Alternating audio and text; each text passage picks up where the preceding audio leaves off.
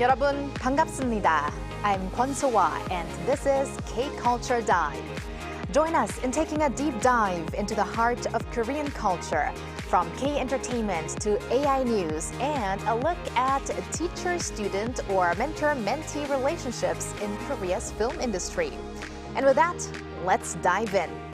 Joining us on today's show is my co-host Walter Lee. Walter, happy Friday. Happy Friday, Soa, and hello to everyone joining us on K-Culture Dive today. I'm Walter Lee, here to co-host alongside Soa and bring you the latest in K-entertainment stories.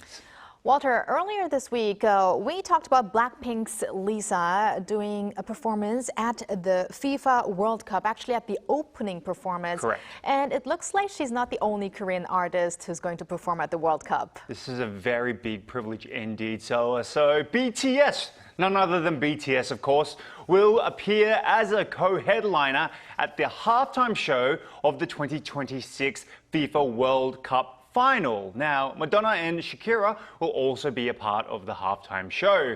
This is the first time a halftime show will be held during a FIFA World Cup final as well.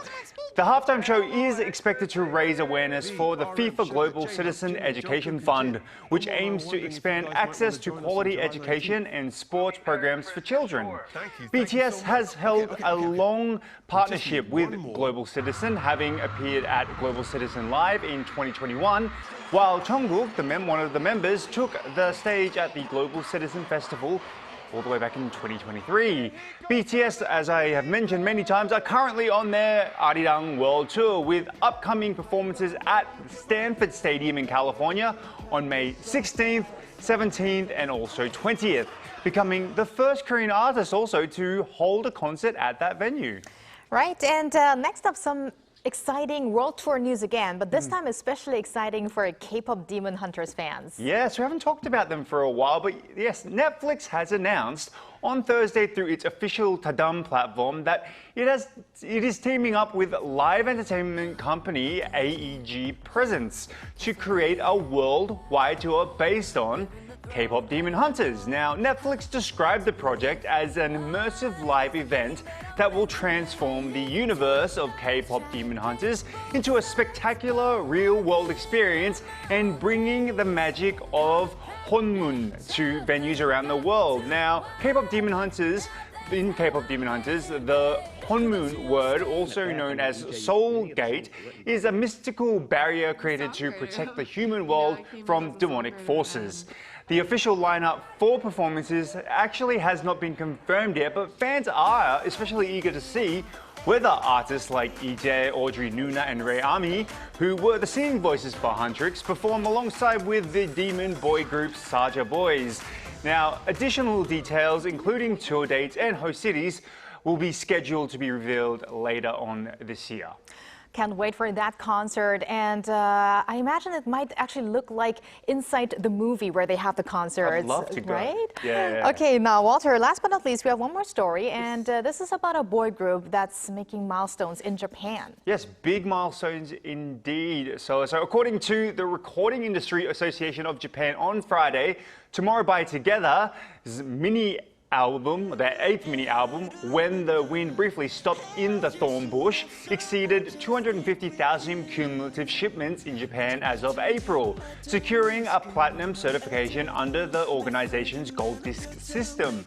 Now, the latest achievement brings the group's total number of gold disc certified releases in Japan to 16. Now, the association grants gold certification for shipments exceeding 100,000 copies, platinum for 250,000 copies, double platinum for 500,000, triple platinum for 750,000. Now, the mini album also maintained strong momentum on Oricon's charts, reaching #1 on the weekly combined album ranking, weekly album ranking, and weekly Western music album ranking. Notably, it became the group's 14th chart topper on the weekly combined album ranking, tying, get this, the all-time record for the most #1 albums among not just domestic Japanese, but also the international artists as well. What an achievement. And thank you, Walter, as always, for those updates. No worries. All right, now we move on to our AI anchor, Arang, for more on the culture front. Arang. Thanks, Wa. Here's your AI guide to the latest cultural headlines from Korea. Let's begin with our top story. Culture Minister Chu Young visited the southeastern city of Miryang on Friday as part of government efforts to revitalize regional tourism. Miryang has been working with the Culture Ministry on various cultural and tourism projects centered on local assets such as Miryang Arirang.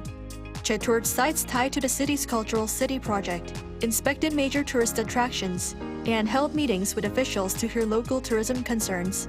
Calling regional tourism a key growth engine for reviving the domestic economy, Che pledged to expand support. Foreign tourist arrivals to South Korea hit a record high in the first quarter this year. According to Travel Research Institute, Yanorja, 4.74 million foreigners visited Korea in the first 3 months, marking the highest quarterly figure on record. That's up more than 22% from a year earlier. Chinese visitors accounted for the largest share at 1.42 million, while foreign tourists spent an average of 1.8 million won, or about $1,230 per person. Notably, arrivals through regional airports jumped 40% from 2019 levels, more than double the growth rate seen in the Greater Seoul area. Chuncheon International Mime Festival, one of South Korea's best-known performing arts festivals, returns to Chuncheon from May 24 to 31st, with a week of immersive street performances and all-night festivities. The celebration opens with a splash-filled street event, Asurajang, turning downtown Chuncheon into a giant water playground. A diverse lineup of stage productions is in store this year, including a joint stage by artists from Greece and Japan, works highlighting the evolution of Korean mime, and a Korea-Finland collaborative production. The festival will reach its peak with the signature overnight program Dokkaebi Nanjang, running from May 30th into the early hours of the next day.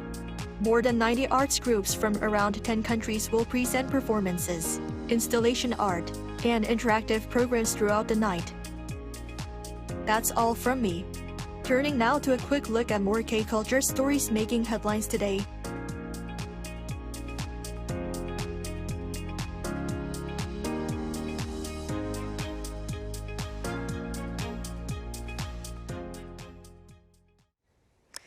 As spring nights settle over Seoul, Gyeongbokgung Palace is once again opening its gates for its limited seasonal evening tours, inviting visitors to experience Korea's royal past in a uniquely serene nighttime setting. Our culture correspondent Jo Young-eun takes us there. As the sun sets over the city, Gyeongbokgung Palace begins to glow beneath the spring night sky. Passing through Gwanghwamun Gate, the sounds of the city soften into a peaceful landscape, where history, nature, and the beauty of Korea's royal architecture come together. Wearing colorful hanbok, visitors wander around the illuminated palace grounds, creating unforgettable memories beneath the gentle lights of the palace. We were thinking about what to do for our 500th day anniversary. And then we heard that Gyeongbokgung Palace was opening at night, so we decided to come here together. There were so many hanbok rental shops nearby, and my girlfriend likes pink colors, so we chose matching outfits in this style. My sister made the reservation, so I came here right after work. Since it's spring and the weather is so nice, seeing the lanterns and everything with my child is creating such a wonderful memory. As the night falls, visitors can see landmarks like Keunjeongjeon Hall and the Gyeonghaeru Pavilion from a new perspective. Along the quiet palace path, the architecture and shimmering reflections across the water create a calm and breathtaking atmosphere.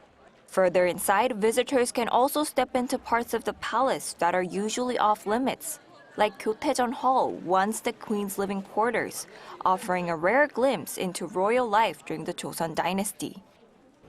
This is Keunjeongjeon Hall, the grandest and most iconic part of Gyeongbokgung Palace and its main attraction. Seeing the palace lit by beautiful night illuminations in the heart of Seoul, it feels like taking a journey back in time through the 500-year history of Joseon dynasty. The Gyeongbokgung Palace night opening invites visitors to the royal palace after dark through June 14. Only 3,300 guests each evening can step into this nighttime journey, with an admission fee of 3,000 won, while children under 6, seniors aged 65 and older, and visitors dressed in hanbok can enter free of charge.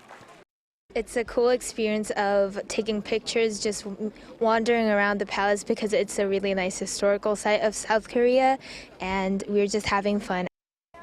The nighttime opening will become even richer with performances of traditional court music beginning Friday, including a special performance commemorating the birth of King Sejong the Great. The Korea Heritage Service says it will continue developing programs to help the public better appreciate the historical value and the beauty of the nation's royal palaces. 조영은, 아리랑 뉴스. In Korea, May 15th is celebrated as Teachers' Day, a day dedicated to honoring educators.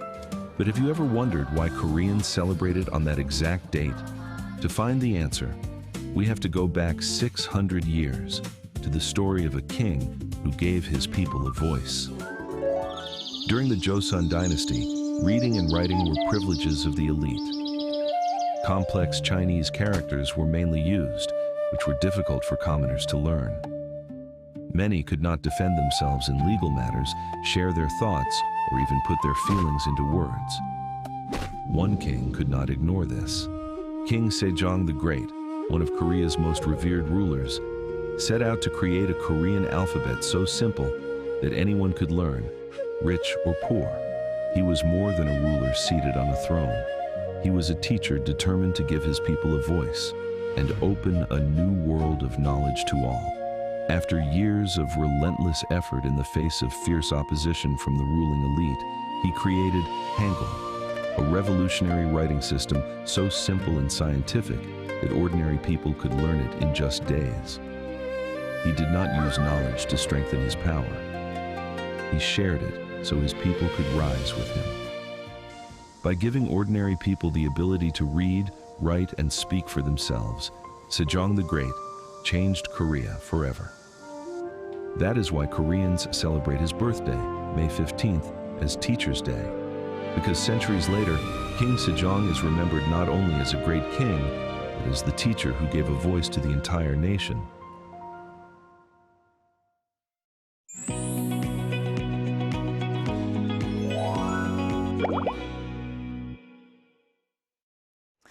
So, marking Teachers' Day in Korea, today's K-Culture Issues segment explores the stories of mentors and protégés within the Korean film industry.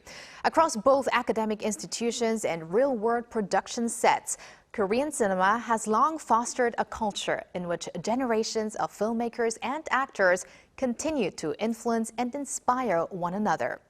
And who better to discuss this with us than filmmaker and Seoul Institute of the Arts Professor Jae So, a teacher and mentor himself, of course. Welcome back, Professor So. Hello, Professor. Nice to be back. And happy Teachers' Day. I see you also have a carnation there Yes. with you. All right, so before we go into our main topic today, let's talk about a recent event, the Baeksang Arts Awards, which took place last week. So how did you see this event, and also especially how did you see the winners in the film category? Right. It's a 60-second arts award, and basically you can imagine it to be sort of the Oscars, the Tony, and basically the Emmy. So it goes through film, theater, and television all at once. And the big winner was King's Warden's actor Yoo Hae-jin, who won for Best Actor, but the Best Director category went to director Park Chan-wook.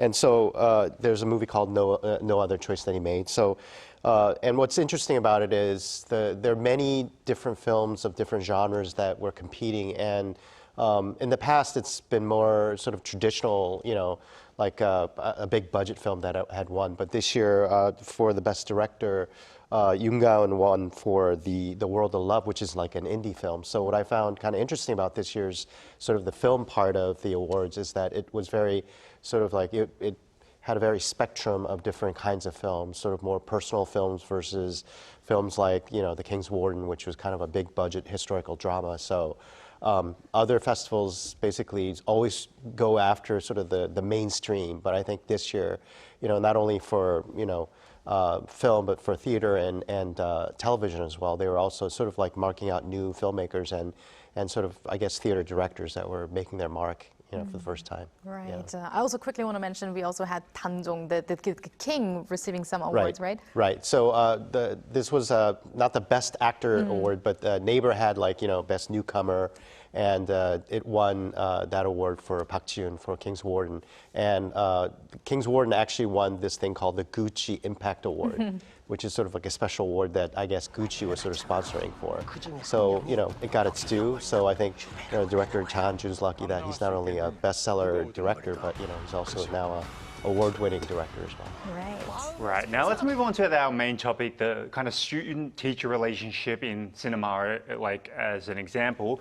Could you introduce some, let's say, mentor and mentee relationships in Korean cinema that have significantly changed or shaped each of the growth? Sure. There's so many, actually, because the relationship between mentee and mentor in Korean cinema is very close relationship. One relationship I can sort of talk about is Park Chan-wook's relationship with director Lee Kyung-mi. So they actually met at this film festival called the Misangseon Festival, where the directors come in as judges. And she had a short film called The Feel Good Movie. And basically she won the grand prize, and so he was introduced to her. And then she worked for him as an assistant director and scripter for a movie called Sympathy for Lady Vengeance, which is like a really great Park Chan-wook film. And then afterwards, she made a movie called Crush and Blush, which was her debut film, which started. So what's interesting about the mentor-mentee situation is that basically a director will take somebody under their wing, really teach them the ropes. But what's interesting about Korean cinema's sort of that relationship is that the mentee doesn't necessarily copy the master, but basically, goes off on her own sort of style. And so, Lee Kyung-mi's another director, I would say, in the vein of Park Chan-wook in the way that she has a distinct style. If you look any of her films, like Truth Beneath, like movies like that, it has a style all on its own. So that's similar in that way. But I think what you learn as a mentee and a mentor system is you learn the professionalism of working basically behind a camera on a professional set. So these are a relationship that's gone on for a very long time in Korean cinema, and it continues till today. Right, and you earlier mentioned 어쩔 수가 없다 or No Other Choice, and if I'm correct, I guess director Lee Kyung-mi also helped in that script as well for Park Chan-wook. So they're collaborators now, which is interesting. So just like we see in these cases, it looks like on-set experience culture is very important in Korean cinema. Please tell us why. Well, the Korean sort of movie, if you go back, to I would say about 10, 15, to 20 years ago, we had a system in Korean cinema which was the assistant, director, system. So in the West, assistant directors are somebody that's more of a professional level sort of position. But in Korea, the way it worked was, if you wanted to become a director, you worked as an assistant director, and basically I worked in that system too. It works like you're first, second, and third, and each has a different thing. I started as a third assistant director, but basically when you become the first assistant director, that's like basically the last step before you become a director. So it takes about 10 years. It's a system that really worked as an apprentice system where you learn the ropes, you learn from sort of the masters, you get to know the crew, things like that. But nowadays, Korean cinema is now sort of more similar to the West in the sense that, a lot of directors like, we're going to talk about Na Hong-jin, but like he just straight out of film school started directing movies. But so now the assistant director position is a professional system. That's not a stepping stone towards becoming a thing. But this kind of like, we talk about mentee, mentor, but the apprentice system worked for almost every division, not just directing, but for cinematography, for art direction, for sound.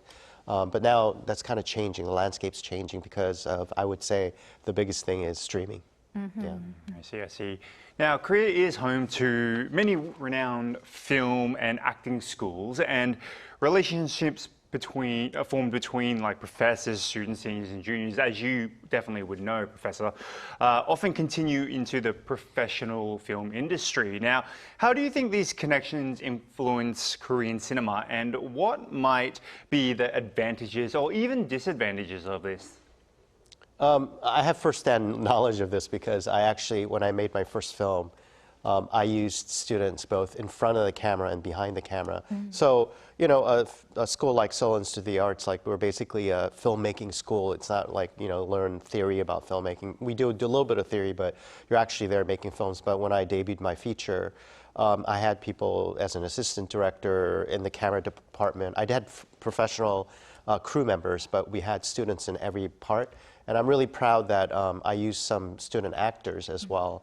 And I think that's the sort of the professional level of a relationship that actually crosses over into professional, I guess the world of filmmaking and the film industry, because, there's an actor named Park Jong-hwan that was played a small part in my movie. My movie's about student filmmaking, and he played a zombie, and basically he's now a professional actor that comes out in movies, and he won like an award for a movie that he did a couple years ago. So these kinds of relationships really work because it's, again, going back to the mentor-mentee system, but we're now in an educational sort of setting where basically a lot of professors do have inroads to industry connections.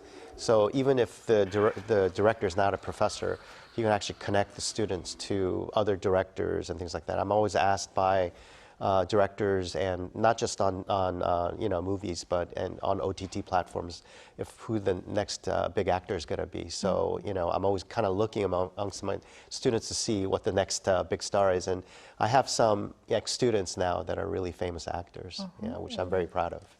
So interesting to hear of those hands-on experience, Professor So. And since you are directly teaching students, do you see these students also kind of follow some creative lineages or some role models?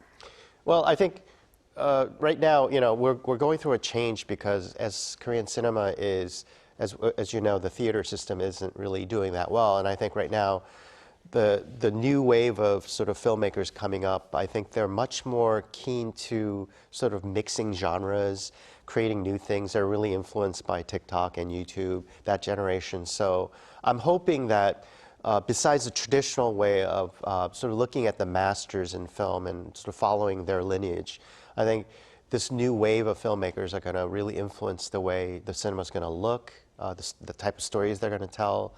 And I think right now, I'm hoping, even though the theaters aren't doing that well, that this new wave of, sort of filmmakers are going to be much more in touch with the zeitgeist of the mainstream audiences. So we talk about that a lot with my students. It's like, how will you speak to your audience and who your audience is? And I know, I'm a different generation, so, I think they're going to be speaking sort of to the younger crowd and the people sort of their generation. So I think this kind of influence in sort of, I guess, tradition versus what's new is constantly being renewed. Yeah. I see. An interesting thing has been happening recently with international students wanting to come to Korea to study film and acting. So what do you believe are the defining strengths of or characteristics of the Korean film education? Well, Korean cinema, because of, I think, it started with K-pop, K-drama, and finally when, Parasite won the Oscar with, Bong Joon-ho's film, it really sort of revitalized the Korean film industry. And right now, even at my department, I have students from Europe, Spain, Vietnam, Japan, China, Russia. And I always ask these students, like, they have to speak Korean, because they're going to a Korean university. But I said, well, why are you here? And they said, well, the best filmmaking is being done in Korea. They really want to be a part of that.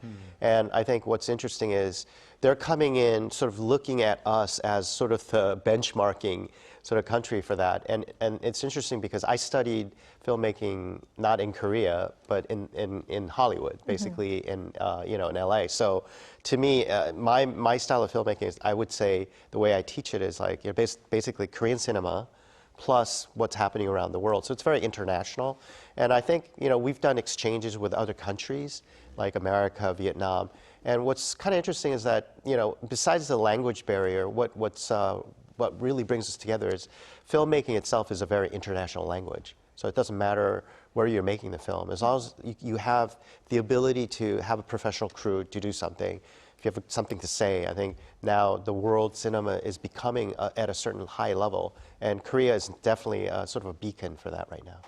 And speaking of that global interest in Korean films growing, currently we are also seeing a big interest at the Cannes Film Festival, which is underway, especially with director Na Hong-jin's Hope going to be screened there soon. So what are your expectations for this film, and what does this mean for Korea's cinema in the broader sense? This movie is sort of like an interesting movie between sort of what's happening in Korea politically, because it's set in a town that's near the DMZ, so it's dealing with South and North Korea things, and it's got an international cast. So it has Hwang Jung-min as the main actor with Cho In-sung, but at the same time we have Michael Fassbender, Alicia Vikander, an international cast. So I think what Na Hong-jin's film has been very much, his films have been, I think all 4 of them went to Cannes before, and he's had sort of a darling of the festival. And this time he has had sort of like a big film. It's like 160 minutes, sci-fi set in a small village in Korea. It's garnering a lot of interest, and it's really tight-lipped. You know, like I think there's like a very short scene on the internet if you want to look at it. So I don't even know what the movie's about specifically, except what's on there. But it looks really exciting because Na Hong-jin's kind of a director that his themes are very dark. You know, The Wailing was the last film he did, and you know, he made a horror film after that. But basically, I'm really looking forward to this film. And then the magic factor is, you know, director Park Chan-wook is the jury president of Cannes. Hopefully, maybe he can influence the results. I don't really know. You know, he said it doesn't. It won't influence him that there are Korean movies there. You have to say that. But at the same time, I think Na Hong-jin is a director, you know, that sort of like is making sort of like a new kind of film. And this movie has, you know, I heard there's creatures in it as well. So really blends something that what he's done traditionally in the genre of like crime, dark thrillers into something that's sci-fi and fantasy. So I'm really looking forward to this film, and I hope it has good results at Cannes. Let's cross our fingers for that. And Professor So, thank you very much for always educating and informing us on Korean movies and everything. And happy Teachers' Day again. Happy Teachers Day. Thank you. Happy Teachers' Day. Thank you. And thank you, Walter, as always. We're going to have you back here next week. See you next week. Thanks for watching and for your interest in everything K-Culture. K-Culture Dive will be back on Monday, 2 p.m. Korea time. Keep diving.